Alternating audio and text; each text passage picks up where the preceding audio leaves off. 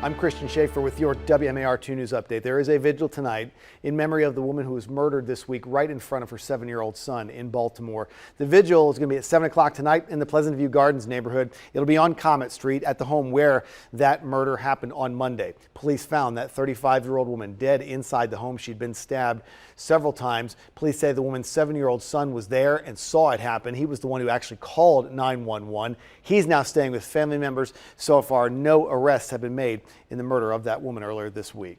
The superintendent of the Baltimore County Public School System says he is leaning toward starting the school year exclusively with virtual learning with some type of a phased-in approach to get students back in their school buildings, but not until after schools open. That is one of the 3 options for returning to school talked about by members of the Baltimore County School Board and the superintendent, Darrell Williams, in a virtual meeting last night. The second option would be a combination of in-school and remote learning, with schools open at either 30 or 35% capacity, students on a 3-week rotation, or 50% capacity on a 2-week rotation. Students would then be in class from Mondays through Thursday. Teachers would be there every day, with Friday used as a planning day. And then the third option is to have all the students back in the classroom, which would only happen if the county and the state are into phase 3 of the reopening process. The first day of school is September the 8th. All public schools in Maryland have to post the plans on how they're going to reopen by August the 14th. Most have plans to do it before that. School systems in our other counties hosting town hall meetings to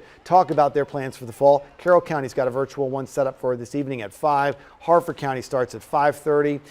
Parents can watch a meeting at 6 o'clock in Frederick County. And then tomorrow, the Howard County School System is hosting its own virtual meeting. That'll be at 4 o'clock tomorrow afternoon. As for Baltimore City, the superintendent, the school CEO rather, and the school board are talking about meetings every Thursday, trying to keep families up to date on how their plans are progressing. And there will be another one of those tomorrow. That's at 1 o'clock in the afternoon for Baltimore City Public Schools. If you've not signed up for health insurance in this new open enrollment period, you are almost out of time. The state launched this period so that people who don't have insurance during the pandemic can get it. But today is the deadline to get registered. You can sign up through the Maryland Health Connections website, or if you haven't filed your taxes yet, you can opt into the new Easy Enrollment program. When you do file those tax returns, those are also due today, by the way. ABC has named a new host for the upcoming season of Dancing with the Stars, and that is her. Tyra Banks will be the new host of Dancing with the Stars. She's also going to be an executive producer. She's, of course, a former supermodel, went on to form her own production company, and created the series America's Next Top Model, which Banks then hosted. Earlier this week, ABC announced that Tom Bergeron and Aaron Andrews would no longer co-host the show and instead go in what they're calling a new creative direction. The 29th season of Dancing with the Stars will start this fall, but a date for the premiere has not been announced. Now from WMAR 2 News, Maryland's most accurate forecast.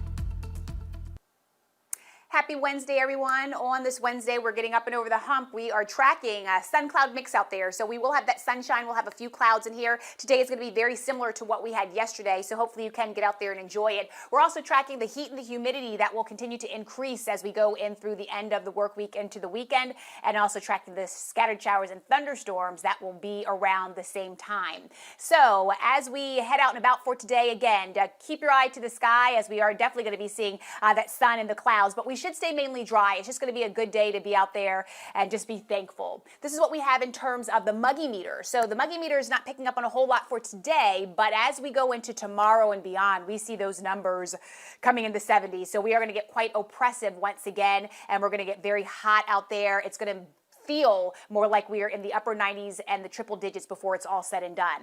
For today, rain-wise, not going to happen. Tomorrow, we do have the chance for a few scattered showers in the forecast, but all in all, we will stay dry today. It's going to be a great day to get out there, maybe go to the pool, cool things off a little bit as that high temperature coming in right around 90, 91 degrees. So that is above average. And the bottom line is that we're really going to stay above average for the next several days as those temperatures are in the low to mid 90s. But once again, Christian, once we start to get into those mid 90s with that humidity, we feel more like the upper 90s to the triple digits. Yeah, that humidity is trying to creep back in. Lynette, thanks very much. Stay with us online at WMAR2news.com all day long for updates on top stories and breaking news. For news and weather on the go, you can download the WMAR2 News app. It's in the App Store. It's got live radar. You can set up breaking news alerts to come straight to your phone or tablet, and follow us on social media. Thanks for watching. I'm Christian Schaefer. This WMAR 2 News update is sponsored by Jones Junction,